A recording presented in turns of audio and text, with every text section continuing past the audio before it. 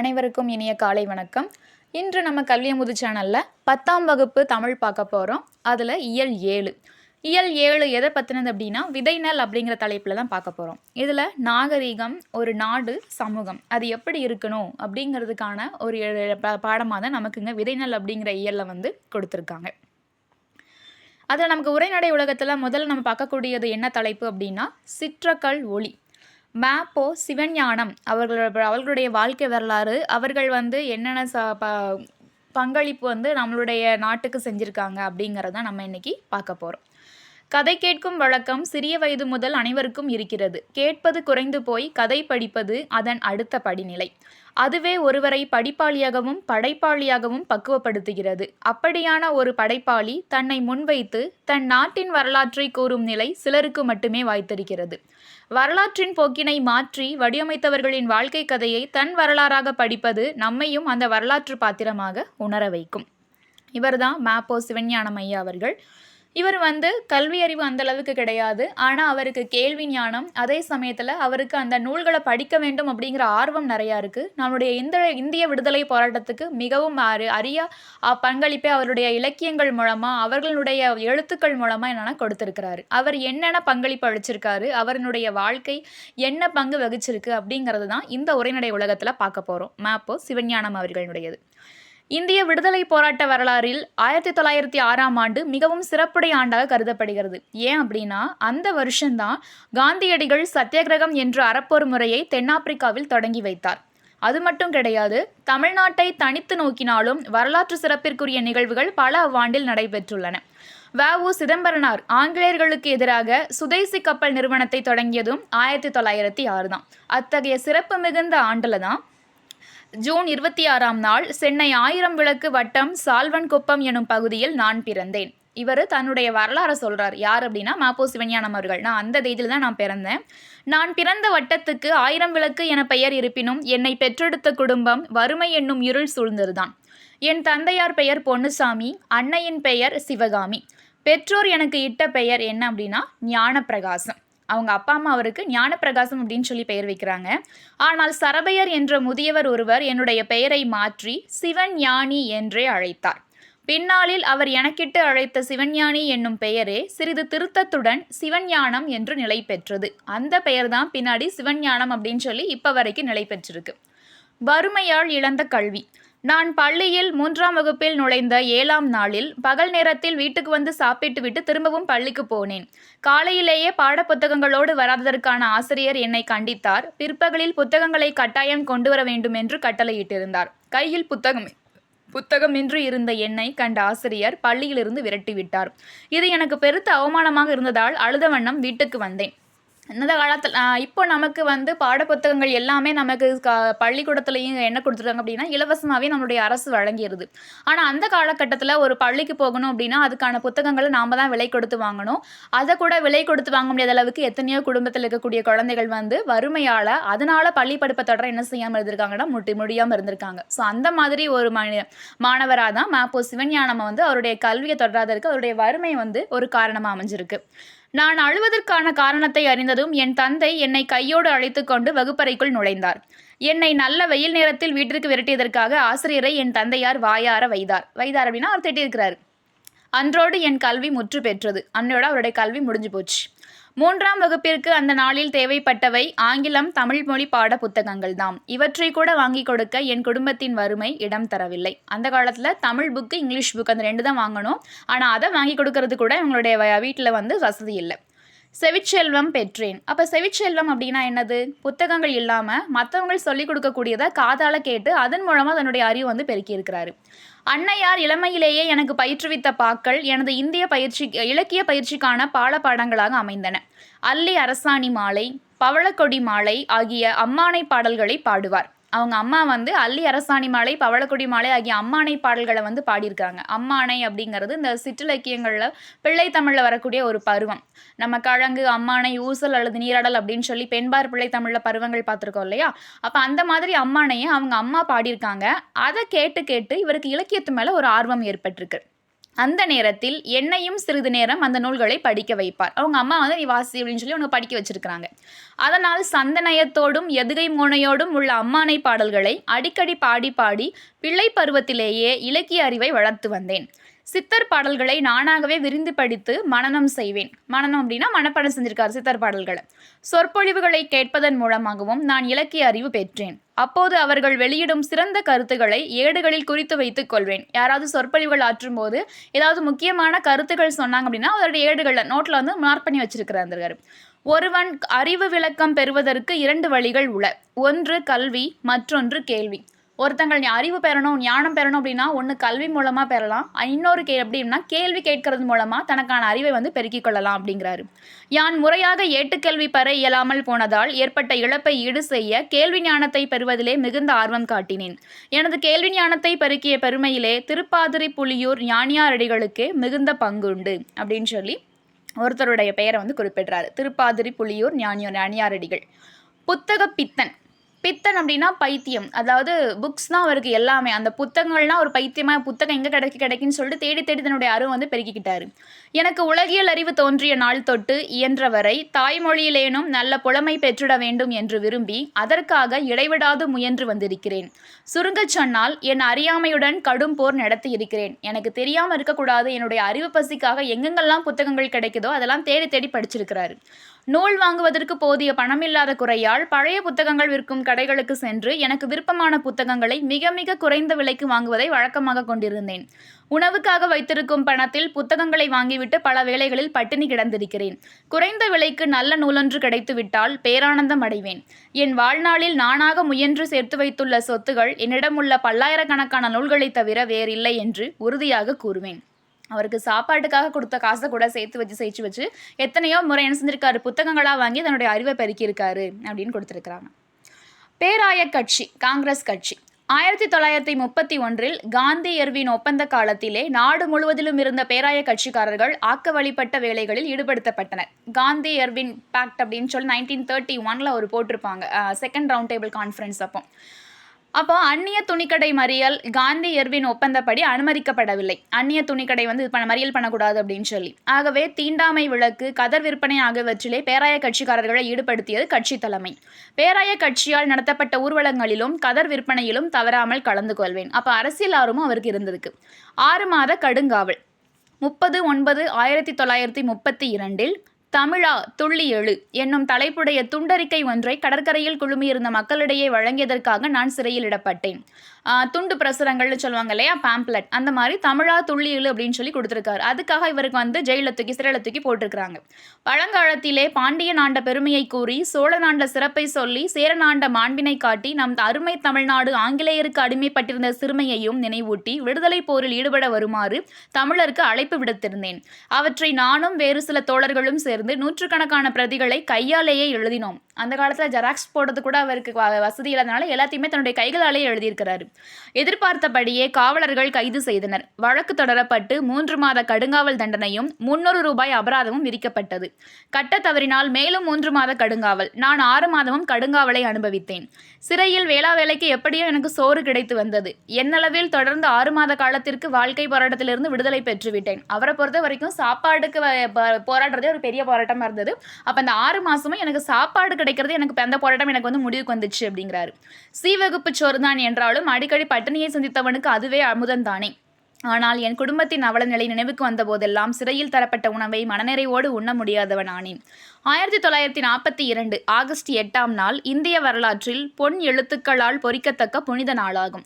அன்றுதான் இந்தியாவை விட்டு வெள்ளையனே வெளியேறு என்ற தீர்மானத்தை பம்பாயில் கூடிய அகில இந்திய பேராய கட்சி ஒருமனதாக நிறைவேற்றியது. நம்ம தான் 1942 குவிட் இந்தியா மூமெண்ட் அப்படின்னு சொல்லுவோம். தேசம் முழுவதுமே அன்று புத்துயிர் பெற்றது. நாடெங்கும் தலைவர்கள் கைதான நிலையில் நானும் ஆகஸ்ட் 13ஆம் நாள் வேலூர் மத்திய சிறைச்சாலையில் அடைக்கப்பட்டேன். காமராசர், தீரன் சத்தியமூர்த்தி, பிரகாசம் உள்பட தென்னகத்தின் முன்னணி தலைவர்களை பலரை அங்கு நான் கண்டேன். சில நாட்களுக்கு பின் அங்கிருந்து அமராவதி சிறைக்கு மாற்றினர். சிறைச்சாலையில் எங்களுக்கு ஒதுக்கப்பட்ட இடத்தின் மேற்கூரை துத்தநாக தகடுகளால் வேயப்பட்டிருந்தது. கோடை காலத்தில் 120 பாகை அளவில் வெயில் காயக்கூடிய பகுதியில் மின்சார விசிறி கூட இல்லாமல் எங்களுடைய நிலை மிகவும் இறங்கத்தக்கதாக இருந்தது. தமிழகம் பற்றிய கனவு. 1947 ஆகஸ்ட் 15ஆம் நாளன்று சென்னை மாநகரில் விடுதலை விழா கொண்டாடி முடிந்ததும் மறுநாள் காலை நாங்கள் ஒரு குழுவாக வடக்கெல்லைக்கு சென்றோம். இதுவே வடக்கெல்லை மீட்சிக்காக முதல் முயற்சியாக அமைந்தது. ஆசிரியர் மங்கிலக்கிழார் என்ற சுமார் 55 வயதுடைய பெரியாரின் அழைப்பின் மீதே நாங்கள் வடக்கெல்லைக்கு சென்றோம். அவர் சிறந்த தமிழறிஞர். இந்திய விடுதலைக்கு பிறகு மாநிலங்களை மொழி வாரியாக பிரித்தனர். எந்தெந்த மொழி இருக்கு அந்தந்த மொழிகள் எல்லாம் ஒரு மாநிலமாக பிரித்தாங்க. அப்போது ஆந்திர தலைவர்கள் சித்தூர் மாவட்டம் முழுவதையும் புதிதாக அமையவிருக்கும் ஆந்திர மாநிலத்துடன் இணைக்க விரும்பினர். அச்சூழலில் வடக்கெல்லை தமிழ் மக்களை ஒருங்கிணைத்து தமிழுணர்வு கொள்ள செய்தவர் தமிழாசான் மங்களக்கிழார். அவருடன் இணைந்து தமிழரசு கழகம் சென்னையிலும் திருத்தணியிலும் தமிழர் மாநாடு நடத்தியது. சித்தூர், புத்தூர், திருத்தணி ஆகிய இடங்களிலும் வடக்கெல்லை போராட்டத்தை தொடங்கியது.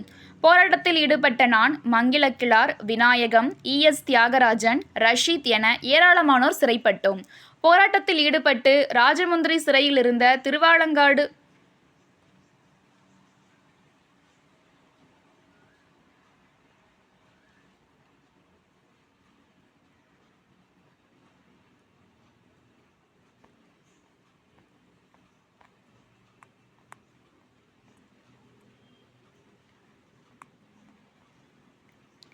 சிறையில் இருந்த திருவாலங்காடு கோவிந்தராசன், பழனி சிறையில் இருந்த மாணிக்கம் ஆகிய இருவரும் சிறையிலேயே உயிர் துறந்தனர். சர்தார் KM பணிக்கர் தலைமையில் மத்திய அரசால் அமைக்கப்பட்ட மொழிவாரி ஆணையம் சித்தூர் மாவட்டம் முழுவதையும் ஆந்திராவிற்கு கொடுத்துவிட்டது. அதனை எங்களால் ஏற்க முடியவில்லை. மாலவன் குன்றம் போனாலேண்ட வேலவன் குன்றமாவது எங்களுக்கு வேண்டும் என்று முழங்கினோம். மாலவன் குன்றம் அப்படின்னா திருப்பதி, வேலவன் குன்றம் அப்படிங்கிறது இங்கே இருக்கக்கூடிய திருத்தணி. மீண்டும் பெரும் போராட்டம் தொடங்கியது. அதன் விளைவாக படாஸ்கர் ஆணையம் அமைக்கப்பட்டு திருத்தணி வரையுள்ள தமிழ் நிலங்கள் மீட்கப்பட்டன. சென்னையை மீட்டோம். ஆந்திர மாநிலம் பிரியும் போது சென்னை தான் அதன் தலைநகராக இருக்க வேண்டும் என்று ஆந்திர தலைவர்கள் கருதினர். அந்நாள் முதல்வர் ராஜாஜிக்கு நிலைமையின் தீவிரத்தை உணர்த்திய போது தலைநகர் காக்க தன் முதலமைச்சர் பதவியை துறக்கவும் அவர் முன்வந்தார். சென்னை மாகாணத்திலிருந்து பிரித்து ஆந்திரம் அமைவதற்காக ஏற்பட்டிருந்த நீதிபதி வாஞ்சு தலைமையிலான ஒருநபர் ஆணையம் ஆந்திரத்தின் தலைநகராக சென்னை இருக்க வேண்டும் என்ற இடைக்கால ஏற்பாட்டினை பரிந்துரைப்பதாக அதிகாரப்பூர்வமற்ற கருத்துகள் நிலவின. தெரிந்து கொள்வோம். நான் சிலப்பதிகார காப்பியத்தை மக்களிடம் கொண்டு செல்ல விரும்பியதற்கு காரணம் உண்டு. திருக்குறளையோ கம்பராமாயணத்தையோ விரும்பாதவன் அல்லன் நான். ஆயினும் இந்திய தேசிய ஒருமைப்பாட்டிற்கு கேடில்லாத வகையில் தமிழினத்தை ஒன்றுபடுத்த எடுத்துக்கொண்ட முயற்சிக்கு பயன்படக்கூடிய ஓர் இலக்கியம் தமிழில் உண்டென்றால் அது சிலப்பதிகாரத்தை தவிர வேறில்லை என்று உறுதியாக கூறுவேன். இளங்கோ தந்த சிலம்பு தமிழினத்தின் பொதுச் சொத்து. எனவேதான் தமிழகத்தின் பட்டி தொட்டி எங்கும் சிலப்பதிகார மாநாடுகள் நடத்தினோம். சிலம்பு செல்வர் ம.பொ.சி. அதனால தான் இவரை சிலம்பு செல்வர் அப்படின்னு சொல்லி அழைப்பாங்க. சிலப்பதிகாரத்தை தமிழ்நாடு மக்களும் கிட்ட பட்டி தொட்டி எங்கும் பரப்பிய காரணத்தினால தான் இவரை செல்லமாக சிலம்பு செல்வர் ம.பொ.சி. சிவஞானம் அப்படிங்கிறத சில எளிமையாக ம.பொ.சி. அப்படின்னு சொல்லி கூப்பிடுவாங்க. இதையொட்டி மாநகராட்சியின் சிறப்பு கூட்டம் ஒன்றை அப்போதைய மாநகர தந்தை செங்கல்வராயன் தலைமையில் கூட்டி சென்னை பற்றிய தீர்மானம் ஒன்றை முன்மொழிந்து தலையை கொடுத்தேனும் தலைநகரை காப்போம் என்று முழங்கினேன். தீர்மானம் நடுவண் அரசை வெற்றிகரமாக நிறைவேற்றப்பட்டமை நடுவண் அரசை அசைத்தது. நடுவண் அரசு அப்படின்னா மத்திய அரசு. தீர்மானம் வெற்றிகரமாக கடைசியாக 25/3/1953 அன்று நாடாளுமன்றத்தில் பிரதமர் நேரு நடுவண் அரசின் சார்பில் அதிகாரப்பூர்வமான உறுதிமொழி ஒன்றை வெளியிட்டார். அதன்படி ஆந்திர அரசின் தலைநகரம் ஆந்திர நாட்டின் எல்லைக்குள்ளேயே அமையும் என்று உறுதியளிக்கப்பட்டது. அதனுடைய தலைநகரம் அதனுடைய எல்லைக்குள்ளே தான் அமையணும் அப்படின்னு சொல்லிட்டு சென்னை தமிழறிக்கை என்பதும் உறுதியானது. தெற்கெல்லை போராட்டம். தாய் தமிழக மக்களில் பலர் தெற்கெல்லை கிளர்ச்சியோடு எனக்குள்ள தொடர்பை அறிய மாட்டார்கள். நான் முதலில் ஈடுபட்டது தெற்கெல்லை கிளர்ச்சியில்தான். 1946 அக்டோபர் 25 நாகர்கோவில் நகரின் ஒரு பகுதியான வடீசுவரத்தில் வடிவை வாலிபர் சங்கத்தின் ஆண்டு விழாவில் பேசினேன். அதுதான் தெற்கெல்லை கிளர்ச்சி பற்றிய எனது முதல் பேச்சு. அந்நாளில் திருவிதாங்கூர் சமஸ்தானம் தனி அரசாக இருந்தது. திருவிதாங்கூர் அப்படிங்கிறது இப்போ நம்ம கேரள பகுதியில் இருக்கக்கூடியதான் திருவிதாங்கூர் சமஸ்தானம் அப்படின்னு சொல்கிறாங்க. 1953-54 ஆண்டுகளில் தெற்கெல்லை பகுதிகளை கேரள திருவாங்கூர் முடியாட்சியிலிருந்து மீட்கவும் போராடினோம். தமிழக வடக்கு தெற்கு எல்லை கிளர்ச்சிகளை தமிழகம் தழுவிய அளவில் தொடங்கி வைத்தது தமிழரசு கழகம்தான் என்றாலும் அதனை நடத்துகின்ற பொறுப்பை எல்லைப்பகுதி மக்களிடமே விட்டு வைத்திருந்தேன். அவர்களுள் PS மணி, ம. சங்கரலிங்கம், நாஞ்சில் மணிவர்மன், PJ பொன்னையா ஆகியோர் முதன்மையானவர்கள். தெற்கெல்லை கிளர்ச்சியில் திருவிதாங்கூர் ஆட்சி நடத்திய துப்பாக்கிச்சூடு காரணமாக உயிர் நீத்த தமிழரசு கழக தோழர்களான தேவசகாயம், செல்லையா ஆகிய இருவரையும் நாம் மறந்துவிடக்கூடாது. நத்தானியல், தானுலிங்கம், காந்திராமன் போன்ற முதியவர்களும் என்பால் நம்பிக்கை வைத்திருந்தனர். இயற்கையாகவே போர்க்குணம் கொண்ட நேசமணி தென் திருவிதாங்கூரில் மிகுந்த செல்வாக்குடையவர். அவருடைய வருகைக்கு பிறகு போராட்டம் மேலும் வலுப்பெற்றது. திருவிதாங்கூர் ஆட்சி அகன்று கேரள மாநிலம் உருவானது. அப்போது தமிழர்கள் மிகுதியாக வாழக்கூடிய தேவிக்குளம், பீர்மேடு, தோவாளை, அகத்தீஸ்வரம், கல்குளம், விளவங்கோடு, நாகர்கோவில் ஆகிய பகுதிகள் தமிழகத்தோடு சேர வேண்டும் என்று தமிழரசு கழகம் போராட்டத்தை தொடங்கியது. ஆனால் மேற்சொன்ன பகுதிகளோடு தமிழகத்தில் இருந்த கோவை மாவட்டத்தின் மேற்கு பகுதி, நீலகிரி மாவட்டத்தில் உள்ள கூடலூர், உதகமண்டலம் ஆகியவற்றையும் பிரித்தெடுத்து கேரளத்துடன் இணைக்க வேண்டும் என்று கேரளத்தவர் பசலலி ஆணையத்திடம் விண்ணப்பித்தனர். பசலலி ஆணையம் நடுவண் அரசுக்கு தந்த பரிந்துரை 1955 அக்டோபர் 10 வெளியானது. அந்த பரிந்துரையில் மாநிலங்களை மொழிவாரியாக பிரித்து அமைக்கும் கொள்கை ஒப்புக்கொள்ளப்பட்டதோடு சென்னை மாநிலத்தில் உள்ள மலபார் மாவட்டத்தை கேரளத்தோடும், திருவிதாங்கூர் கொச்சி ராஜ்யத்தில் இருந்த கல்குளம், விளவங்கோடு, தோவாளை, அகத்தீஸ்வரம், செங்கோட்டை ஆகிய பகுதிகள் தமிழ்நாட்டோடும் இணைய வேண்டும் என்றும் குறிப்பிட்டிருந்தது. தேவிகுளம், பீர்மேடு நம் கைவிட்டு போயின. மார்ஷல் ஏ. நேசமணி இளம் வயதிலேயே சமூக விடுதலைக்காக போராடியவர். வழக்கறிஞர். நாகர்கோவில் நகர்மன்ற தலைவராகவும், சட்டமன்ற உறுப்பினராகவும், நாடாளுமன்ற உறுப்பினராகவும் பணியாற்றினார். குமரி மாவட்ட போராட்டத்தை முன்னெடுத்து சென்றவர். இதனால் மார்ஷல் நேசமணி என்று அழைக்கப்பட்டார். 1956 நவம்பர் 1 கன்னியாகுமரி மாவட்டம் தமிழ்நாட்டுடன் இணைந்து தமிழகத்தின் தென் எல்லையாக மாறியது. இவருடைய நினைவை போற்றும் வகையில் தமிழக அரசு இவருக்கு நாகர்கோவிலில் சிலையோடு மணிமண்டபமும் அமைத்துள்ளது. புறநானூற்றிலும் சிலப்பதிகாரத்திலும் தமிழகத்தின் வடக்கெல்லை வேங்கடமலையாகவும் தெற்கெல்லை குமரிமுனையாகவும் கூறப்படுவதை படித்தபோது எனது நெஞ்சம் இரும்போது எய்தியது.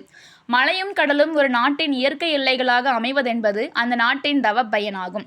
அந்த தெய்வீக எல்லைகளை ஓரளவேனும் தமிழகம் திரும்ப பெற்றது என்பதே என் வாழ்நாள் மகிழ்ச்சியாகும் அப்படின்னு சொல்லிட்டு ம.பொ. சிவஞானம் அவர்கள் அவர்களுடைய வாழ்க்கை வரலாறு நடந்த வரலாற்றை முடிச்சிருக்கிறார். செந்தமிழ் நாடெனும் போதினிலே. தமிழ்நாடு என்றால் வாய் மணக்கும், காது இனிக்கும், உள்ளம் துள்ளும். செந்தமிழ் நாடெனும் போதினிலே என்ப தேன் வந்து பாயுது காதினிலே என்கிறார் பாரதி. தமிழ் மொழி வழங்கும் நாடு தமிழ்நாடு என்பது மரபு.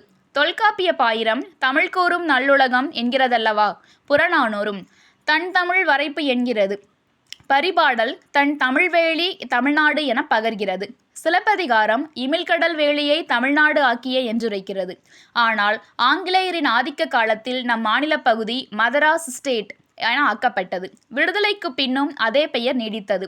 இதை தமிழர்கள் ஏற்கவில்லை, எதிர்த்தார்கள், குரல் எழுப்பினார்கள். திரு சங்கரலிங்கனார் இன்னும் ஒரு படி மேலே சென்று உண்ணாநிலை போராட்டம் நடத்தி உயிர் துறந்தார். தமிழ்நாடு என்ற வேலியை காக்க மடிந்த பயிரானார். இதற்கு விடிவு தந்தவர் பேரறிஞர் அண்ணா.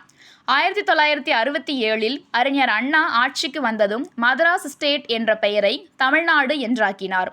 தமிழ் கூறும் நல்லுலகம் தமிழ்நாடு என இனிதே மலர்ந்தது. இப்படி தான் தமிழ்நாடு அப்படிங்கிற பேர் நமக்கு சுதந்திரத்துக்கு அப்புறமா 1967 அறிஞர் அண்ணா அவர்களால் சட்டம் இயற்றி கொண்டு வரப்பட்டது. அதற்காக உண்ணா நோன்பிருந்து உயிர் துறந்தவர் யார் அப்படின்னா திரு சங்கரலிங்கனார் அவர்கள். நும் நாடு யாது எனில் தமிழ்நாடு என்றல் இளம்பூரணர். எத்திசையும் புகழ் மணக்க. கடல் கடந்த தமிழ் வணிகம். ஆஸ்திரியா நாட்டு தலைநகரான வியன்னாவில் அமைந்துள்ள அருங்காட்சியகத்தில் பாப்பிரஸ் தாளில் எழுதப்பட்ட அரிய கையெழுத்துச் சுவடி ஒன்று கண்டுபிடிக்கப்பட்டது.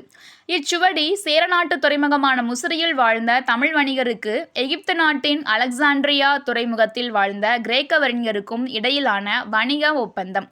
இது கிபி 2ஆம் நூற்றாண்டின் இடைப்பகுதியில் ஏற்படுத்தி கொள்ளப்பட்டது. அப்போ நம்மளுடைய பண்டைய தமிழர்கள் கடல் கடந்து வணிகம் செஞ்சுருக்காங்க அப்படிங்கிறதுக்கு இது ஒரு சிறந்த எடுத்துக்காட்டாக திகழ்கிறது. நூல்வெளி.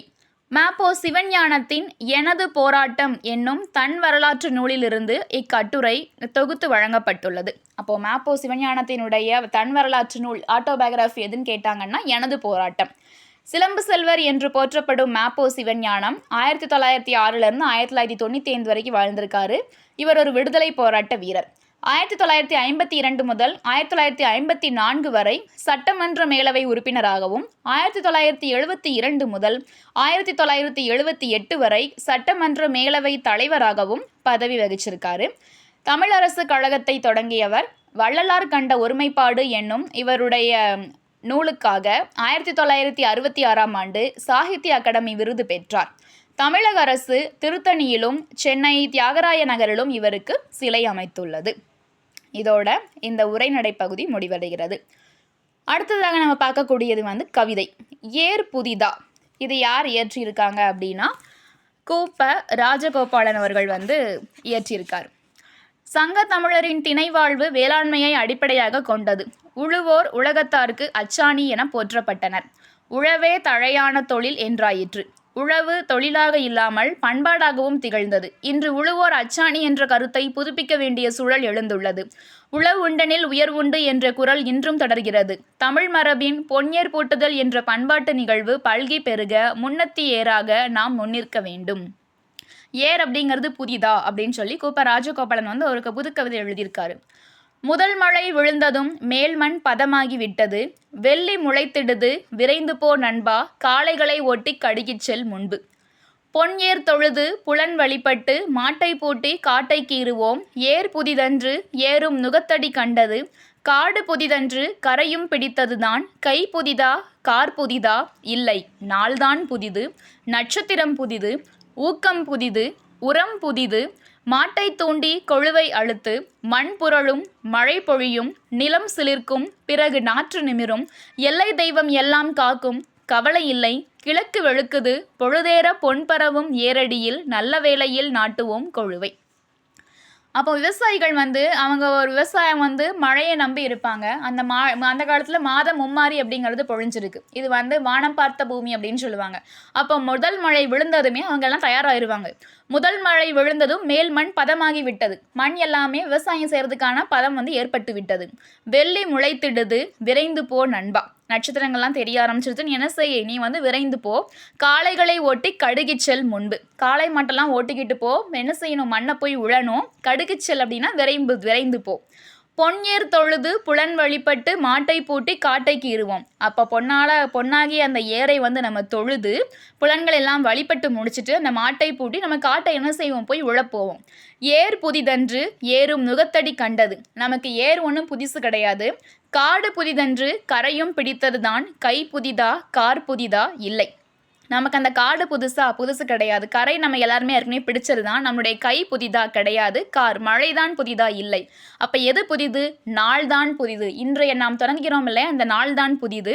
நட்சத்திரம் புதிது ஊக்கம் புதிது. நமக்குள் இருக்கக்கூடிய ஊக்கம் இன்னைக்கு புதுசாக இருக்குது. உரம் புதிது. மாட்டை தூண்டி கொழுவை அழுத்து மண் புரளும் மழை பொழியும் நிலம் சிலிர்க்கும் பிறகு நாற்று நிமிரும் எல்லை தெய்வம் எல்லாம் காக்கும். அப்போ நீ மாட்டை கட்டிக்கிட்டு போய் கொழுவை அழுத்து மண் எல்லாம் புரளும் மழை நமக்கு பொழியும் நம்மளுடைய நிலம் எல்லாம் பண்படும். பிறகு நாற்று நம்ம நட்டோம் அப்படின்னா நாற்று நிமிர்ந்து வளரும். இதுக்கு நம்மளுடைய எல்லை தெய்வம் எல்லாம் நமக்கு என்ன செய்யும்? நமக்கு காவல் காத்து நிற்கும். கவலை இல்லை கிழக்கு வெளுக்குது பொழுதேற பொன் பரவும் ஏரடியில் நல்ல வேளையில் நாட்டுவோம் கொழுவை. கவலைப்படாத கிழக்கு வெளுக்க ஆரம்பிச்சுட்டு நம்ம நல்ல நேரத்தில் போய் நம்மளுடைய கொழுவை வந்து நாட்டுவோம் அப்படின்னு சொல்லி ஒரு புது கவிதை வந்து கொடுத்துருக்காங்க. வேளாண்மை செழிக்கவும் மானுடம் தழைக்கவும் சித்திரை திங்களில் நடத்தப்படும் பொன்ஏர் பூட்டுதல் தமிழர் பண்பாட்டின் மகுடமாகும். நூல்வெளி ஏர் புதிதா எனும் கவிதை கூப்பேரா படைப்புகள் என்னும் நூலில் இடம்பெற்றுள்ளது. 1902 கும்பகோணத்தில் பிறந்த கூப்ப ராஜகோபாலன் மிகச்சிறந்த சிறுகதை ஆசிரியர், கவிஞர், நாடக ஆசிரியர், மறுமலர்ச்சி எழுத்தாளர் என பன்முக கொண்டவர். தமிழ்நாடு, பாரதமணி, பாரத தேவி, கிராம ஊழியன் ஆகிய இதழ்களில் ஆசிரியராக பணிபுரிந்தார். இவரின் மறைவுக்கு பின்னர் இவரது படைப்புகள் நூல்களாக தொகுக்கப்பட்டுள்ளன. அடுத்த கவிதை என்ன அப்படின்னா மெய்கீர்த்தி. மெய்கீர்த்தி அப்படிங்கிறது என்ன அப்படின்னா புலவர்களால் இயற்றப்பட்டு கல் தச்சர்களால் கல்லில் பொறிக்கக்கூடியது தான் மெய்கீர்த்தி அப்படின்னு சொல்லுவாங்க. இந்த மெய்கீர்த்தியை வந்து யார் இயற்றியிருப்பா அப்படின்னா இரண்டாம் ராஜராஜ சோழன் அவர்கள் காலத்தில் வந்து இயற்றியிருப்பாங்க. அரசர்கள் வந்து தங்கள் வரலாறும் பெருமையும் காலம் கடந்தும் நிலைக்க விரும்பினார்கள். அழியாத வகையில் அதனை கல்லில் செதுக்கினார்கள். சங்க இலக்கியமான 10 பாடல்களில் இறுதியுள்ள பதிகங்கள் இதற்கு முன்னோடி. பல்லவர் கல்வெட்டுகளிலும் பாண்டியர் செப்பேடுகளிலும் முளைவிட்ட இவ்வழக்கம் சோழர் காலத்தில் மெய்கீர்த்தி என பெயர் பெற்றது. செப்பமான வடிவம் பெற்றது. கல் இலக்கியமாய் அமைந்தது. பல்லவர்கள் வந்து தங்களுடைய சிறப்புகளையும் பெருமைகளையும் கல்வெட்டில் பொறிச்சிருக்காங்க. பாண்டியர்கள் வந்து செப்பேடுகளில் பதிவு பண்ணியிருக்காங்க. சோழர்கள் அதை வந்து மெய்கீர்த்தி அப்படின்னு சொல்லி பதிவு செஞ்சுருக்காங்க. இப்போ நமக்கு கொடுத்துருக்கக்கூடியது வந்து அப்படின்னா மெய்கீர்த்தி வந்து 2ஆம் ராஜராஜ சோழனுடையது. இந்திரன் முதற் திசாபாலர் என்மரும் ஒரு வடிவாகி வந்தபடி என நின்று மனுவானை தனி நடாத்திய படியானையே பிணிப்புண்புண வடிமணிச் சிலம்பே யரற்றுவன செல்லோடையே களக்குண்பன வருபுனலே சிறைப்படுவன மாவே வடுப்படுவன மாமலரே கடியவாயின காவுகளே கொடியவாயின கல்லுண்பன வண்டுகளே பொய்யுடையன வரைவேயே போர்மலைவன எழுகழனியே மையுடையன நெடுவரையே மருளுடையன இளமான்களே கயற்குளமே பிறழ்ந்தொழுகும் கையத்தாயரே கடிந்தொருப்பார் இயற்புலவரே பொருள் வைப்பார் இசைப்பாணரே கூடஞ்செய்வார் என்று கூறி இவன் காக்கும் திருநாட்டினியல் இதுவென நின்று காவல் நெறிபூண்டு நெறியல்லது நினையாது தந்தையில்லோர் தந்தையராகியும் தாயரில்லோர் தாயாராகியும் மைந்தரில்லோர் ஒரு மைந்தராகியும் மண்ணுயிர்கட்குயிராகியும் விழிபெற்ற பயன் என்னவும் மெய்பெற்ற அருள் என்னவும் மொழி பெற்ற பொருள் என்னவும் முகம் பெற்ற பணுவல் என்னவும் எத்துரைக்கும் இறைவன் என்னவும் யாஞ்சி. அப்போ என்ன கொடுத்துருக்காங்க? இந்திரன் முதற் திசாபாலர் என்மருவரும் ஒரு வடிவாகி. இந்திரன் முதலாக திசைப்பாலகர்கள் மொத்தம் வந்து 8 பேர் இருக்காங்க. அவங்க எல்லாருமே ஓருருவம் பெற்றது போல ஆட்சி செலுத்தி கொண்டிருந்தான். யார் அப்படின்னா சோழ மன்னன் 2ஆம் ராஜராஜ சோழன். வந்தபடியென நின்று மனுவானை தனி நடாத்திய படியானையே பிணி புண்புன வடிவனி சிலம்பே அரற்றுவன செல்லோடையே களக்குண்பன. அவனுடைய நாட்டில் யானைகள் மட்டுமே பிணிக்கப்படுகின்றன. யானைகளுக்கு மட்டும்தான் நோய்கள் வருது. ஆனால் மக்கள் வந்து பிணிக்கப்படுவது, மக்களுக்கு எந்த நோயுமே வர்றது கிடையாது. சிலம்புகள் மட்டும்தான் புலம்புது, மக்கள் யாருமே புலம்புறது கிடையாது. செல்லோடை களக்குண்பன வருபுணலை சிறைப்படுவன மாவே வடுப்படுவன மாமலரே கடியவாயின. ஓடைகள் மட்டும்தான் கலக்கமடையுது, மக்கள் யாருமே கலக்கமடைகிறது கிடையாது. புனல் மட்டுமே அடைக்கப்படுகிறது. புனல் அப்படின்னா நீர், ஆனால் மக்கள் யாருமே அடைக்கப்படுவதில்லை அப்படிங்கிறாரு. மாவே வடுப்படுவன மாமலரே கடியவாயின காவுகளே கொடியவாயின கல்லுண்பன வண்டுகளே. மாங்காய்கள் மட்டும்தான் வடுபடுது, மாவடுவா மாறுது. மக்கள் யாருமே வடுபடுறது கிடையாது. வடுனா துன்பம் அடைகிறது கிடையாது. மலர்கள் மட்டும்தான் பறிக்கப்படுது, மக்களுடைய உரிமைகள் எதுவுமே பறிக்கப்படுவது கிடையாது. காடுகள் மட்டுமே கொடியாவாயின, அதாவது கொடி உடையவனாக உள்ளன. மக்கள் யாருமே கொடியவர்களாக என்ன செய்யலை அப்படின்னா மாறலை அப்படிங்கிறாரு. வண்டுகள் மட்டுமே அதாவது தேன் உண்ணுகின்றன, மக்கள் யாருமே கல் உண்பதில்லை. பொய்யுடையன வரைவேயே போர்மழைவன எழுகழனியே. பொய்யுடையன அப்படின்னா மலைமூங்கில் மட்டும்தான் உள்ளீடு இல்லாமல் வெறுமையாக இருக்கிறது. மக்களிடையே வெறுமை அப்படிங்கிறது எதுவுமே இல்லை. அதே மாதிரி போர் மலைவன கழனி அப்படின்னா வயலில் நெற்கதிர்கள் மட்டும்தான் அப்படியே நெற்போராக எழுகின்றன. வேறு நாட்டில் வந்து போர் அப்படிங்கிற எந்த ஒரு இதுவுமே இல்லை. மையுடையன நெடுவரையே, வரை அப்படின்னா மலை. மருளுடையன இளமான்களே, நீண்ட மலைகளே இருள் சூழ்ந்திருக்கின்றன. நாட்டில் வந்து வறுமை அப்படிங்கிற இருள் வந்து கிடையாது. இளமான்களினுடைய கண்கள் தான் மருண்டு பார்க்கின்றன. மக்களினுடைய கண்களில் எந்த ஒரு மகிழ்ச்சியுமே இல்லை. கயற்குளமே பிறழ்ந்தொழுகும் கைத்தாயரை கடிந்தொருப்பார். அதாவது மக்களினுடைய குளத்து மீன்கள் மட்டும்தான் பிறழ்ந்து செல்கின்றன. மக்கள் யாருமே தன்னுடைய நிலையில வந்து பிறழ்ந்து செய்வதில்லை. செவிலி தாயர்கள் தான் சினங்காட்டுவாரே தவிர வேறு யாருமே கோபம் கொள்வது கிடையாது. இயற்புலவரே பொருள் வைப்பார். அப்படின்னா என்ன அப்படின்னா, புலவர் பாட்டில் மட்டும்தான் பொருள் பொதிந்து மறைச்சு வச்சிருப்பாங்களே தவிர யாருமே செல்வமாகிய பொருளை என்ன செய்வதில்லை அப்படின்னா மறைத்து வைப்பதில்லை. இசைப்பாணரே கூடஞ்செய்வார். இசைப்பாணர் அப்படின்னா பாடல் பாடக்கூடியவங்க. அப்போ இசைப்பாணர்கள் தான் தெருவில் வந்து கூடி ஆடி பாடுவாங்களே தவிர தேவையற்று வேறு யாருமே அவ்வாறு செய்வதில்லை. ஏன் செய்கிறதில்லை? ஏன்னா எல்லார்ட்டையுமே செல்வங்கள் அந்த அளவுக்கு கொட்டி கிடைக்கிறது என்று கூறி இவன் காக்கும் திருநாட்டியல் இதுவென நின்று காவல் நெறி பூண்டு நெறியல்லது நினையாது. இந்த மாதிரி ராஜராஜன் காக்கும் திருநாட்டினுடைய இயல்பு தான் இது அப்படிங்காரு. அவன் நெறியோடு நின்று காவல் காக்கின்றான். நெறியோடுனா எல்லா நெறிமுறைகளோடு சேர்த்து இந்த நாட்டை வந்து காவல் காக்கின்றான். தந்தையில்லோர் தந்தையராகியும் தாயரில்லோர் தாயராகியும் மைந்தரில்லோரு மைந்தராகியும் மண்ணுயிர்கட்குயிராகியும் விழிபெற்று பயன் என்னவும் மெய்பெற்ற அருள் எனவும். அதாவது தாயில்லாதவருக்கு வந்து தாயா இருக்கிறான், தந்தை இல்லாதவங்களுக்கு அவன் தந்தையா திகழ்கிறான், மகன் இல்லாதவங்களுக்கு அவன் மகனா இருக்கிறான். உலகில் இருக்கக்கூடிய உயிர்களுக்கு எல்லாமே அவன் உயிராக இருக்கின்றான். விழி பெற்ற பயன் என்னவும் மெய்பெற்ற அருள் என்னவும் மொழி பெற்ற பொருள் என்னவும் முகம் பெற்ற பணுவல் என்னவும். பணுவல் அப்படின்னா நூல். எத்துரைக்கும் இறைவன் என்னவும் யாஞ்சி. அப்போ விழி பெற்ற பயனாக என்னுடைய கண் பெற்ற பயனாக, மெய் பெற்ற அருளாகவும் என்னுடைய மனம் பெற்ற அருளாகவும், மொழி பெற்ற பொருளாகவும், புகழ் பெற்ற நூல் போலவும் அவன் திகழ்கிறான். புகழ் அனைத்திற்கும் தலைவனாகி யாதும் புரிகின்றான் அப்படின்னு சொல்லி இரண்டாம் ராஜராஜ சோழனை அவனுடைய நாட்டில் இருக்கக்கூடிய மக்கள் எல்லாம் எப்படி சிறந்து விளங்குறாங்க, அவன் எந்த அளவுக்கு சிறப்பாக தன்னுடைய நாட்டு மக்களை காப்பாற்றி ஆட்சி செஞ்சு வருகிறான் அப்படின்னு சொல்லிட்டு அவனுடைய மெய்கீர்த்தி தான் நமக்கு இங்கே பாடப்பகுதியாக கொடுத்திருக்கிறாங்க. நூல்வெளி. கோப்பரகேசரி, திருபுவன சக்கரவர்த்தி என்ற பட்டங்கள் கொண்ட இரண்டாம் ராஜராஜ சோழனது மெய்கீர்த்தியின் ஒரு பகுதி பாடமாக உள்ளது. இம்மெய்கீர்த்தி பகுதியின் இலக்கிய நயம் நாட்டின் வளத்தையும் ஆட்சி சிறப்பையும் ஒரு சேர உணர்த்துவதாக உள்ளது. இவருடைய மெய்கீர்த்திகள் 2. அதில் ஒன்று 91 அடிகளை கொண்டது. அதில் 16 - 33 வரையான அடிகள் பாடப்பகுதியாக தரப்பட்டுள்ளன. இப்பாடப்பகுதிக்கான மூலம் தமிழ் இணைய கல்விக் கழகத்திலிருந்து பெறப்பட்டது. முதலாம் ராஜராஜன் காலந்தொட்டு மெய்கீர்த்திகள் கல்லில் வடிவமைக்கப்பட்டுள்ளன. மெய்கீர்த்திகள் கல்வெட்டின் முதல் பகுதியில் மன்னரை பற்றி புகழ்ந்து இலக்கிய நயம்பட எழுதப்படும் வரிகள். இவை புலவர்களால் எழுதப்பட்டு கல் தச்சர்களால் கல்லில் பொறிக்கப்பட்டவை. அடுத்து பார்க்கக்கூடிய கவிதை பகுதி என்ன அப்படின்னா சிலப்பதிகாரம். நமக்கு தெரியும், மக்கள் காப்பியம் என்று அழைக்கப்படக்கூடிய சிலப்பதிகாரம் நமக்கு கொடுத்துருக்காங்க. இளங்கோவடிகள் இயற்றியது. இன்று எங்கும் வணிகம் எதிலும் வணிகம். பொருளை உற்பத்தி செய்வதை விட சந்தைப்படுத்துவதில்தான் உலக நாடுகளும் தொழில் முனைவோரும் அதிக அக்கறை செலுத்துகிறார்கள். இன்று நேற்றல்ல, பண்டை காலம் தொட்டே வாணிகமும் தொழிலும் ஒழுங்குமுறையுடன் சிறந்திருந்ததை இலக்கியங்கள் காட்சிப்படுத்துகின்றன. அவற்றுள் ஒன்றே மருவூர்பாக்க காட்சி. அப்போ மருவூர்பாக்கம் அப்படிங்கிற ஊரில் எப்படி வாணிபம் சிறந்து விளங்குது அப்படிங்கிறத தான் நமக்கு இங்கே புகார் காண்டம் இந்திர விழா ஊரெடுத்த காதிலிருந்து நமக்கு இங்கே கொடுத்துருக்காங்க. வண்ணமும் சுண்ணமும் தன் நறுஞ்சாந்தமும் பூவும் புகையும் மேவிய விரையும் பகர்வனர் திரிதரு நகர வீதியும் பட்டினும் மயிரினும் பருத்தி நூலினும் கட்டு நுண்வினை காருகர் இருக்கையும்.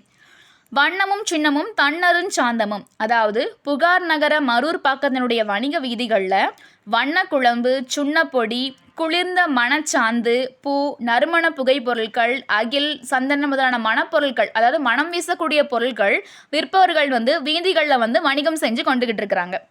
தூசும் துகிரும் ஆரமும் அகிலும் மாசு அரு முத்தும் மணியும் பொன்னும் அருங்கல வெறுக்கையோடு அளந்து கடை அறியா வளம் தலை மயங்கிய நனந்தலை மருகும்.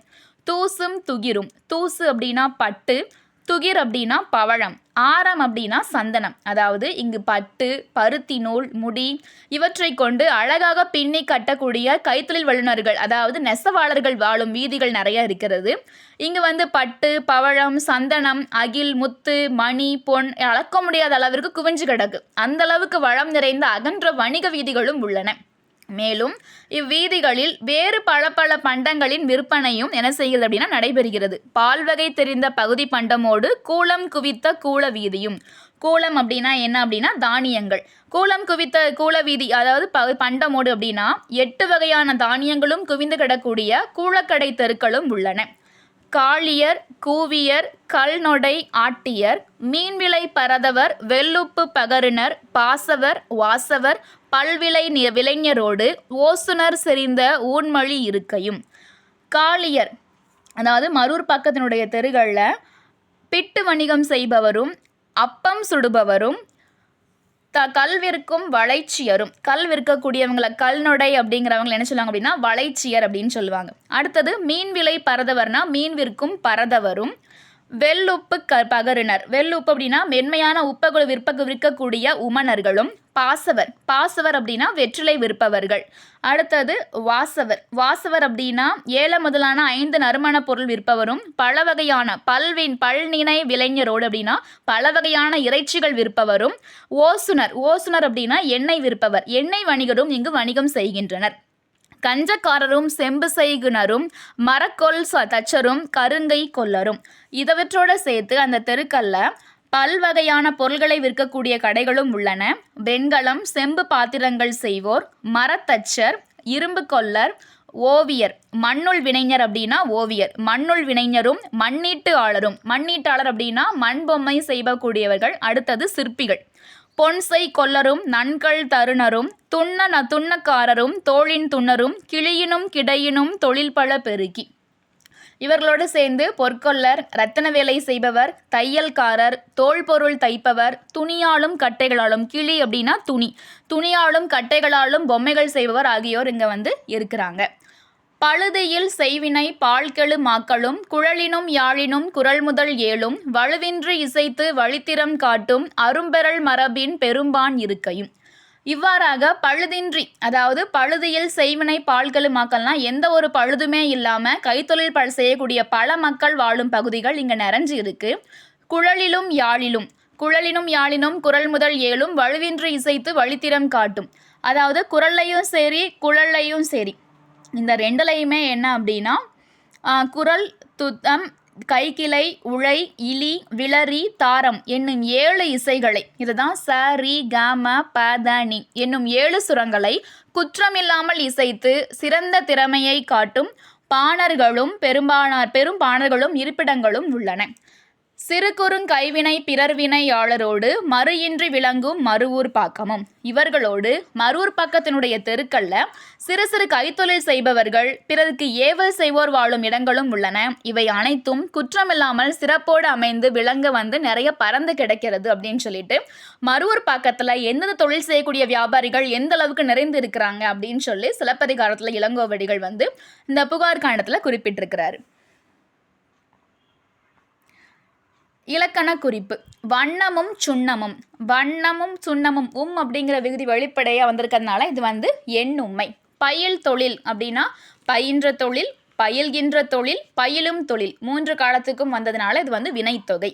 பகுபத உறுப்பிலக்கணம். மயங்கிய அப்படின்னா மயங்கு கூட்டல் இன் கூட்டல் ஈ கூட்டல் அ. மயங்கு பகுதி, ஈ இருந்த கால இடைநிலை, இன் புணர்ந்து கெட்டது, ஈ உடன்படுமை, அ பெயரச்ச விகுதி. ஐம்பெருங்காப்பிய முறை வைப்பு. நமக்கு ஐம்பெருங்காப்பியங்கள் 5 தெரியும். என்ன அப்படின்னா சிலப்பதிகாரம், மணிமேகலை, சீவக சிந்தாமணி, வளையாபதி, குண்டலகேசி. ஆனால் அந்த முறையில் முதல்ல வரக்கூடியது என்ன அப்படின்னா சிந்தாமணியாம் சிலப்பதிகாரம் படைத்தான், கந்தா மணிமேகலை புனைந்தான், நந்தா வளையாபதி தருவான், வாசவனு கீந்தான் திளையாத குண்டலி கேசிக்கும் அப்படின்னு சொல்லி திருத்தணிகையுள்ள ஐம்பெருங்காப்பியங்களை முறை வச்சு எழுதியிருக்காங்க. முதல்ல அப்போ என்ன வரும் அப்படின்னா சிந்தாமணி, சிலப்பதிகாரம், மணிமேகலை, வளையாபதி, குண்டலகேசி. இதுதான் அந்த ஐம்பெருங்காப்பியத்தினுடைய முறை அமைப்பு. சொல்லும் பொருளும். சுண்ணம் அப்படின்னா நறுமணப்பொடி. காருகர், நெய்பவர், சாலியர், தூசு, பட்டு, துகிர், பவளம், வெறுக்கை, செல்வம், நொடை, விளை, பாசவர், வெற்றிலை விற்போர், ஓசுனர், எண்ணெய் விற்போர், கண்ணுள் வினைஞர், ஓவியர், மண்ணீட்டாளர், சிற்பி, கிளி, துணி. தெரியுமா? பெருங்குணத்து காதலால் நடந்த பெருவழி. காவேரி பூம்பட்டினத்திலிருந்து கண்ணகியும் கோவலனும் திருவரங்கம் மற்றும் உறையூர் வழியாக கொடும்பாளூர் என்னும் இடத்தை அடைந்தனர். சிறுமலையின் வலப்பக்கம் வழியாக சென்றால் மதுரையை அடையலாம், இடப்பக்க வழியாக சென்றால் திருமால்குன்றம், அதாவது அழகர் மலையாக வழியாக சென்றோம் அப்படின்னா மதுரை செல்லலாம். இவ்விரண்டிற்கும் இடைப்பட்ட வழியில் சோலைகள் மிகுந்த ஊர்களும் காடுகளும் உள்ளன.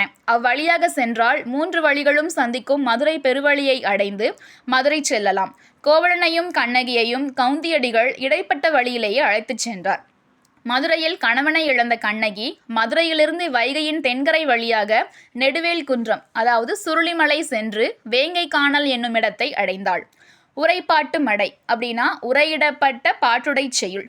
உரைப்பாட்டு மடை என்பது சிலப்பதிகாரத்தில் வரும் தமிழ்நடை. இது உரைநடை பாங்கில் அமைந்திருக்கும் பாட்டு. வாய்க்காலில் பாயும் நீரை வயலுக்கு திருப்பி விடுவது மடை. உரை என்பது பேசும் மொழியின் ஓட்டம். இதனை செய்யுளாகிய வயலில் பாய்ச்சுவது உரைப்பாட்டு மடை. நூல்வெளி. சிலப்பதிகாரம் புகார் காண்டத்தின் இந்திர விழா ஊரெடுத்த காதையிலிருந்து இப்பாடப்பகுதி கொடுத்துருக்காங்க. ஐம்பெருங்காப்பியங்களில் ஒன்று சிலப்பதிகாரம். இதை நம்ம முத்தமிழ் காப்பியம், குடிமக்கள் காப்பியம் அப்படின்னு சிறப்பிக்கிறோம். மூவேந்தர் பற்றிய செய்திகளை கூறுகிறது. புகார் காண்டம், மதுரை காண்டம், வஞ்சி காண்டம் என 3 காண்டங்களையும் 30 காதைகளையும் உடையது. கோவலன் கண்ணகி மாதவி வாழ்க்கையை பாடுவது. மணிமேகலை காப்பியத்தோட கதை தொடர்பு கொண்டிருப்பதனால நம்ம சிலப்பதிகாரத்தையும் மணிமேகலையையும் இரட்டை காப்பியங்கள் அப்படின்னு சொல்லி அழைக்கிறோம். சிலப்பதிகாரத்தின் ஆசிரியர் இளங்கோவடிகள், சேர மரபை சேர்ந்தவர்.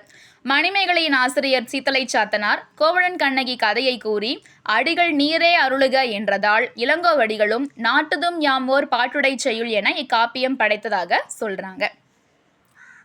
அடுத்தது விரிமானம்.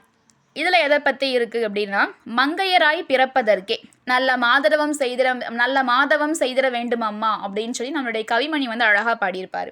அப்போ பெண்களை பற்றி அந்த பெண்கள் அவங்கவுங்க துறையில் எந்த அளவுக்கு சிறந்து விளங்கியிருக்காங்க அப்படின்னு சொல்லிட்டு ஒரு 5 பெண்கள் வெவ்வேறு துறைகளில் சாதித்த பெண்களை பற்றி தான் இந்த விரிவானம் பகுதியில் நம்ம பார்க்க போகிறோம். உலகம் பறந்து விரிந்த திடல், அதில் ஆடுவோரும் உளர், பாடுவோரும் உளர், பிறதிறன் காட்டுவோரும் உளர், இவர்களுள் வென்றாரே மிகுதி, இதனையே ஆளுமை என்கிறோம், அத்தகைய ஆளுமை மிக்க பெண்கள் சிலருள் இதோ. அப்போ பூம்பாறை அப்படிங்கிற ஒரு அரசு உயர்நிலை பள்ளியில் வந்து விழாக்கோலம், அதாவது என்ன பண்ணியிருக்காங்க அப்படின்னா, அவங்க ஒரு ஃபங்க்ஷன் ஏற்படுத்தியிருக்காங்க. அங்கே சிறப்பு விருந்தினராக மாவட்ட ஆட்சியர் உரைக்கு அப்புறமா மாணவ செல்வங்கள் எல்லாமே ஒவ்வொரு விழாக்களாக நிகழ்ச்சிகளாக அரங்கேற்றிக்கிட்டு இருக்காங்க. அதில் பாட்டு, நடனம், நாடகம், கலையிலேருந்து எல்லாரும் பார்வைகளை அழுத்திக்கிட்டு இருக்கு. அடுத்து வந்து மாறுவேட போட்டி வந்து தொடங்குது. அப்போ தொகுப்பாளர் வந்து சொல்கிறாங்க, தமிழனுடைய பெருமையை உலக அரங்கான ஐநாவையில் பரப்பும் வகையில் அங்கு தமிழ்நாட்டின் செவ்வியல் இசையை பாடியவர், காற்றினிலே வரும் கீதமாய் மக்கள் மனதில் நீங்கா இடம் பெற்றவர், இசை பேரரசி என்று நேரு பெருமகனால் அழைக்கப்பட்ட MS சுப்புலட்சுமியாய் பேச வருகிறார் 10ஆம் வகுப்பு மாணவி முகிழ்நாச்சி. அப்போ MS சுப்புலட்சுமி அவர்களுடைய மாறுவேடம் போட்டு இப்போ ஒருத்தங்க பேச வர போகிறாங்க. நான் மதுரையை சண்முக வடிவு சுப்புலட்சுமி, அந்த MS அப்படின்னு சொல்லுவாங்கள்ல, எம்னா மதுரை, S அப்படிங்கிறது சண்முக வடிவு சுப்புலட்சுமி. இசைச்சூழலில் வளர்ந்தேன், வீணை கலைஞரான என் தாயே எனக்கு முதல் குரு. 10 வயதில் இசை தட்டுக்காக பாடலை பாடி பதிவு செய்தேன். இசை மேதைகளின் வழிகாட்டுதலில் என்னை வளர்த்து கொண்டேன். 5ஆம் வகுப்பு வரைதான் கல்வி பயிலும் வாய்ப்பு கிட்டியது. 17 வயதில் சென்னை மியூசிக் அகாடமியில் மேதைகள் பலர் முன்னாடி கச்சேரி செஞ்சு பாராட்ட பெற்றிருக்காங்க. திரைப்படங்கள் நடக்கக்கூடிய வாய்ப்பு அவங்களுக்கு கிடைச்சிருக்கு. மீரா திரைப்படம் அவங்களுக்கு மிகப்பெரிய வெற்றியை கொடுத்துருக்கு. அதுதான் அவங்களுடைய கடைசி திரைப்படம். அப்போ ஒரே ஒரு திரைப்படம் தான் நடிச்சிருக்காங்க. இந்தியா முழுவதுமே அவங்களுடைய பாராட்டுகளையும் பெற்றிருக்காங்க. காற்றினிலே வரும் கீதம், பிருந்தாவனத்தில் கண்ணம் முதலிய பாடல்களுக்கு மிகப்பெரிய வரவேற்பு கிடைச்சிருக்கு. ஜவஹர்லால் நேரு, சரோஜினி நாயுடு என் போன்ற பெரியோர் பாராட்டியதை பெருமையாக கருதுகிறேன். ஒரு தடவை காந்தியடிகள் தில்லியில் பார்த்தபோது ரகுபதி ராகவ ராஜாராம் அப்படிங்கிற பாடலை பாடியிருக்கிறாங்க.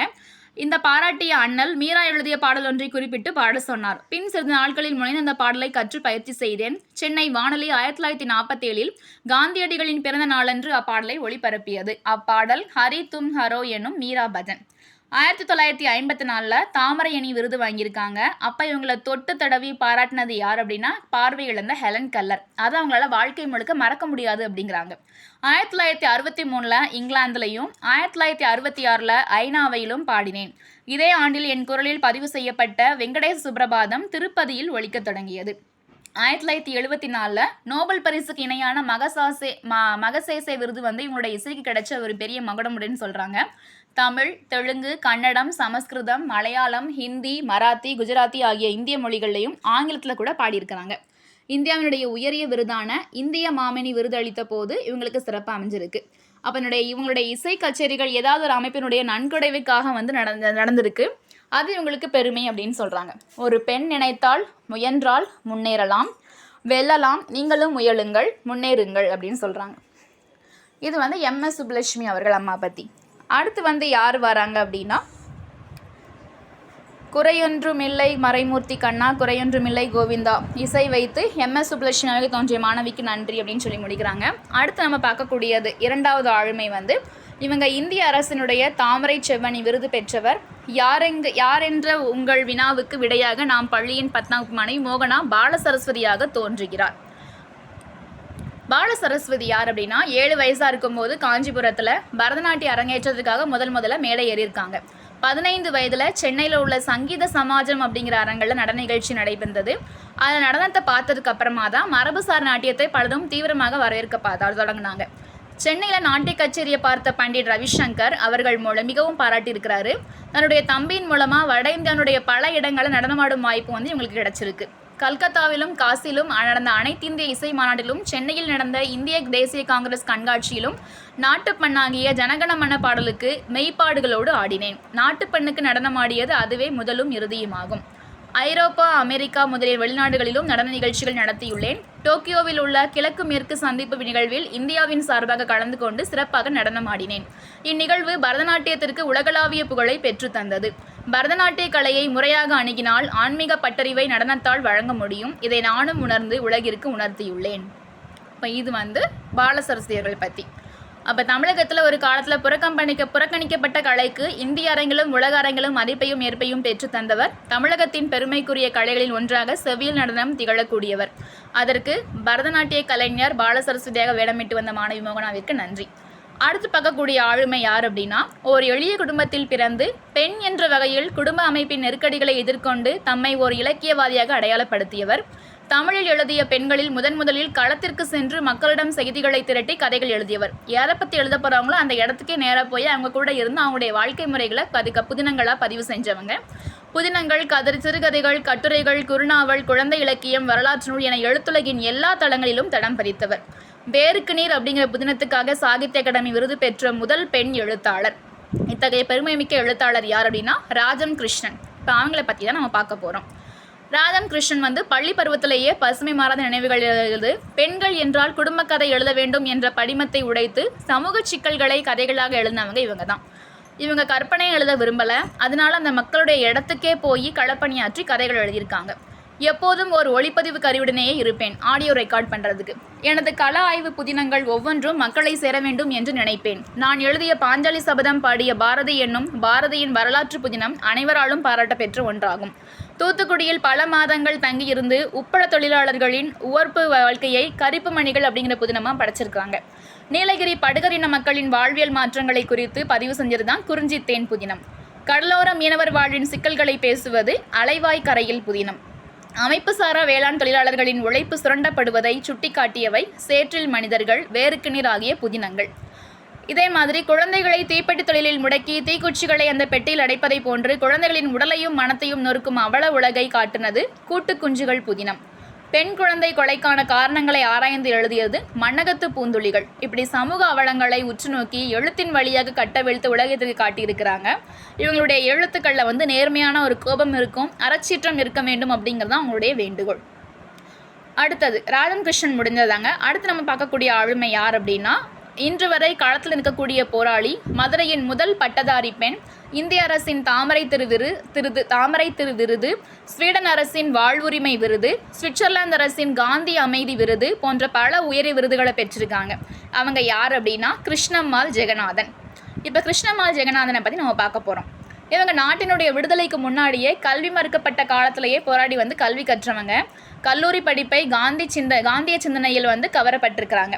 அவங்களுடைய சர்வோதய இயக்கத்தில் களப்பணி ஆற்றியிருக்கிறாங்க. ஒத்துழையாமை இயக்கம், சட்ட மறுப்பு இயக்கம், வெள்ளையனே வெளியேறு இயக்கம் முதலியவற்றில் பங்கு பெற்றேன்.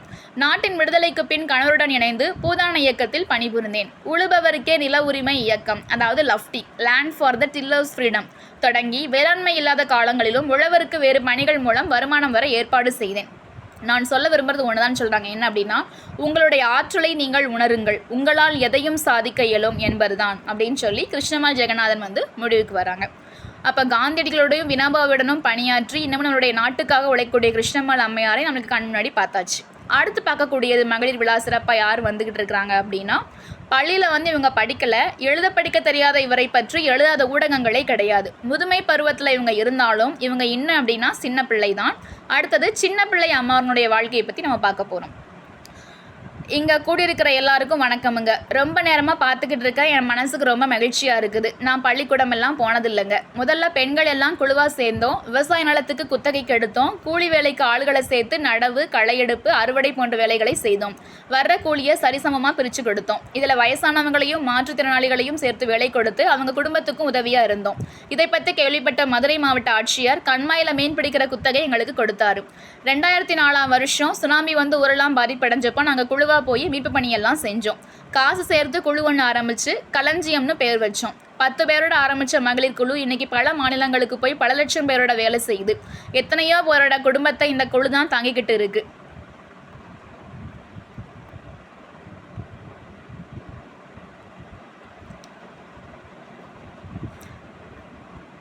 முப்பது ஆண்டுகளாக முகம் சுளிக்காமல் வேலை செஞ்சுக்கிட்டு வர்றேன்.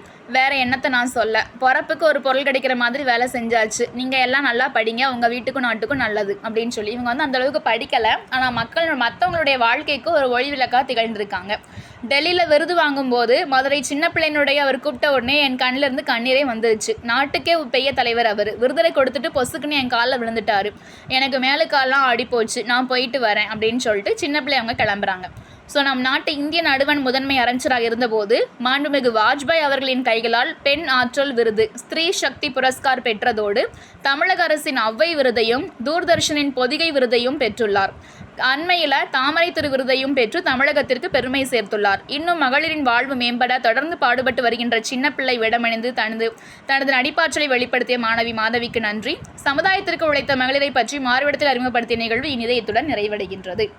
நம்ம ஒரு 5 ஆளுநமைகளை பற்றி பார்த்துருக்கோம். முதல்ல பார்த்தது MS சுப்புலட்சுமி அம்மையார், அடுத்தது பால சரஸ்வதி, ராஜம் கிருஷ்ணன், கிருஷ்ணம்மாள் ஜெகநாதன், கடைசியாக பார்த்தது சின்னப்பிள்ளை அவர்கள். அடுத்தது இலக்கணம். நம்ம நேற்றைய வகுப்பில் அகப்பொருள் இலக்கணம் பார்த்தோம். இன்று பார்க்கக்கூடியது புறப்பொருள் இலக்கணம். புறப்பொருள் இலக்கணம் அப்போ என்ன அப்படின்னா, நீ வந்தா என்றாலே தமிழ் இலக்கிய இலக்கணங்களுக்கு வருவா. எப்போ நம்ம என்ன அப்படின்னு சொல்லி கிளாஸில் 2 பசங்க வந்து பேசுகிற மாதிரி இந்த புறப்பொருள் இலக்கணத்தை பற்றி பார்க்க போகிறோம். அகப்பொருள் பற்றி வேண்டாமா, தமிழ் அகப்பொருள் பற்றி நம்ம ஏற்கனவே பார்த்துட்டோம். இப்போ புறப்பொருள் பற்றி பார்க்கலாம் அப்படிங்கிறாங்க. புறம் பற்றிய நெறிகளை கூறுவது தான் புறத்திணை. புறத்திணைகள் வெற்றிலிருந்து கடைசி கைக்கிளை வரைக்கும் என்னென்னா 12 இருக்குது. மக்கள் சிறு குழுக்களாக வாழ்ந்த காலத்தில் ஆணிரைகளை சொத்தாக கருதுவாங்க. அப்போ ஒரு குழுவிலிருந்து மற்றொரு குழுவுக்கு ஆணிரைகளை கவர்தல், அந்த பசுமாட்டை கவர்ந்துட்டு போகிறது ஒரு வழக்கமாக வச்சுருக்காங்க. அப்போ ஆணிரைகளை கவர வரும்போது வெற்றி பூவை சூடிக்கொண்டு வருவாங்க. அதனால தான் இந்த திணையை நம்ம வந்து வெற்றி திணையை வந்து ஆணிரை கவர்தல் அப்படின்னு சொல்கிறோம். அழகு செடியாக வீட்டு தோட்டங்களிலும் பூங்காக்களிலும் வளர்க்கப்படுகின்ற சிவந்த நிறமுடைய வெற்றிப்பூ, இதை வந்து நம்ம இட்லி பூ அப்படின்னு நம்ம சொல்லுவோம். அடுத்த திணை என்ன அப்படின்னா கரந்தை திணை. அப்போ கவர்ந்து போன அந்த ஆணிரைகளை காப்பாற்றுறதுக்கு போவாங்க. அப்போ வந்து கரந்தை பூவை சுடிக்கிட்டு போவாங்க. அதை தான் நம்ம கரந்தை திணை அப்படின்னு சொல்லுவோம். சிறிய முட்டை வடிவில் கொத்து கொத்தாக கூடிய கரந்தை ஒரு சிறிய செடி. நறுமணம் மிக்க இது செம்மை, நீலம், இளஞ்சிவப்பு, நீலம் கலந்த சிவப்பு ஆகிய வடிவங்களில் பூக்குது. இதனை வந்து கொட்டை கரந்தை அப்படின்னு சொல்லுவாங்க. அடுத்து பார்க்கக்கூடியது வஞ்சி திணை. நாடு தான் சொத்தாகாரிய காலத்தில் மண்ணை கவர்தல் அப்படிங்கிறது பெரிய போர் நடந்துச்சு. அப்போ மண்ணாசை காரணமாக எதிரி நாட்டை கைப்பற்ற வருவாங்க. என்ன பண்ணுவாங்கன்னா வஞ்சி பூவை சூடிக்கிட்டு போருக்கு வருவாங்க. அப்போ பளபளப்பான மெல்லிய பூவின் இதழ்களில் மெல்லிய பஞ்சு போன்ற நுண்மயிர் அடர்ந்துள்ளதான் வஞ்சி. அடுத்தது காஞ்சி திணை. தன் நாட்டை கைப்பற்ற வந்த மாற்றரசனோடு காஞ்சி பூவை சூடிக்கிட்டு எதிர்த்து போரிடுவதுக்கு பேர் காஞ்சி திணை. கொத்து கொத்தாக பூக்கும் நீல நிற மலர்கள் கொண்ட அழகான மனமுள்ள காஞ்சி அப்படிங்கிறது ஒரு வகை குறுமரம். அடுத்த திணை வந்து நொச்சி திணை. மண்ணை காக்கிறதுக்காக கோட்டைகள் வந்து கட்டி வச்சுருப்பாங்க. அப்போ அந்த கோட்டையை காக்கிறதுக்காக உள்ளிருந்துக்கிட்டே முற்றுகையிட்ட பகையரசனோடு நொச்சி பூவை சூடி போரிடுவது வந்து நொச்சி திணை. மருத நிலத்துக்குரிய நொச்சி கொத்து கொத்தாக நிலநிற பூக்கள் கொண்டது. இதில் மணி நொச்சி, கருநொச்சி, மலை நொச்சி, வெண்ணொச்சி என பல வகைகள் உள்ளன. அடுத்தது வந்து உழிஞை திணை. உழிஞை திணை அப்படிங்கிறது மாற்றரசன் கோட்டையை கைப்பற்றதுக்காக உழிஞை பூவை சூடி தன் வீரர்களோடு அதனை சுற்றி வளைத்தல் அப்படிங்கிறது உழிஞ்சை திணை.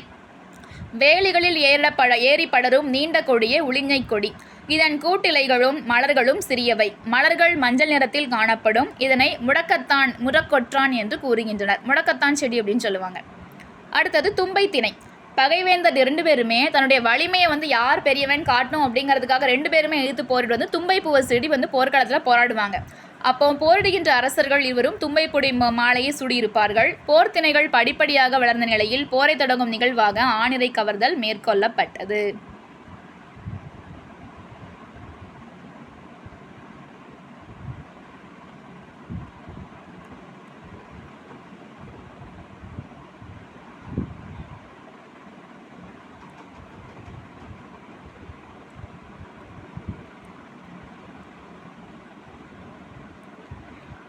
அடுத்தது எல்லா இடங்கள்லையுமே வளரக்கூடியது தூய வெண்ணிற மலர்களை கொண்ட சிறிய செடி தும்பை.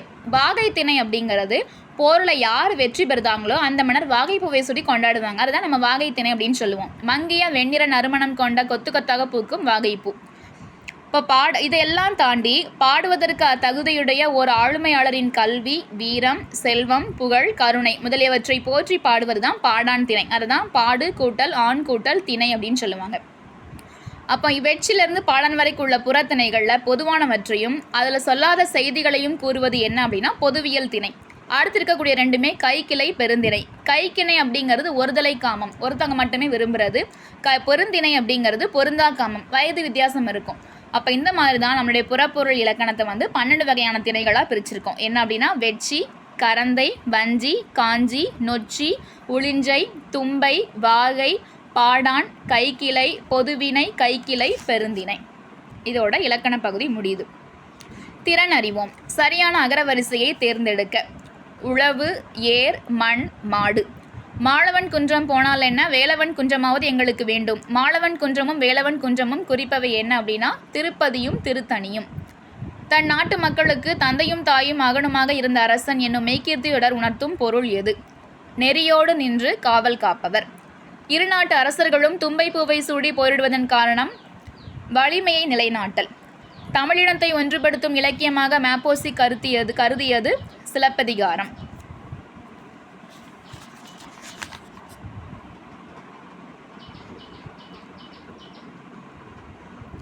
தொகை சொற்களை பிரித்து எழுதி தமிழில் 800 எழுதணும். மூவேந்தர்களால் நாற்றிசையும். மூவேந்தர்கள்னா சேர, சோழ, பாண்டியன். நாற்றிசையும் அப்படிங்கிறது கிழக்கு, மேற்கு, வடக்கு, தெற்கு.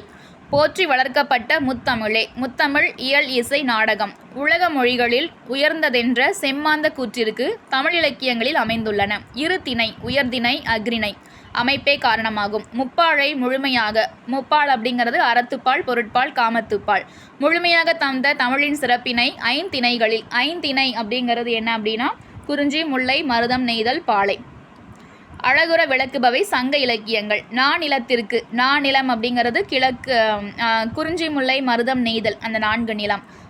பசித்தவருக்கு அறுசுவை உணவு போல். அறுசுவை அப்படிங்கிறது இனிப்பு, புளிப்பு, கார்ப்பு, துவர்ப்பு, உவர்ப்பு, கசப்பு.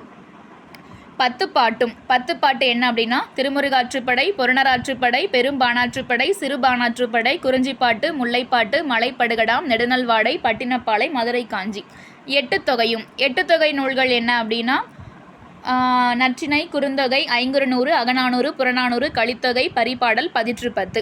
படிப்பவருக்கு மனதிற்கினிமை ஈந்து தமிழ் பெருமை சாற்றுகிறது. அடுத்தது ஊர் பெயர்களின் மறுவை எழுதுக. புதுக்கோட்டை அப்படின்னா புதுவை, புதுகை. திருச்சிராப்பள்ளி திருச்சி, உதகமண்டலம் உதகை, கோயம்புத்தூர் கோவை, நாகப்பட்டினம் நாகை, புதுச்சேரி புதுவை, கும்பகோணம் குடந்தை, திருநெல்வேலி நெல்லை, மன்னார்குடி மண்ணை, மயிலாப்பூர் மயிலை, சைதாப்பேட்டை சைதை. அடுத்தது அகராதியில் காண்க. மிரியல் அப்படின்னா மிளகு. வருத்தனை சொற்பெருக்கம், அதசி சணல், துறிஞ்சில் அப்படின்னா வௌவாள். கலைச்சொல் அறிவோம். கன்சுலேட் துணை தூதரகம், பேட்டன் காப்புரிமை, டாக்குமெண்ட் ஆவணம், கில்ட் வணிகக்குழு, இரிகேஷன் பாசனம், டெரிட்டரி நிலப்பகுதி. இதோட இயல் 7 முடிவுக்கு வருகிறது. அடுத்த வகுப்பில் நம்ம இயல் 8 பார்க்கலாம். நன்றி, வணக்கம்.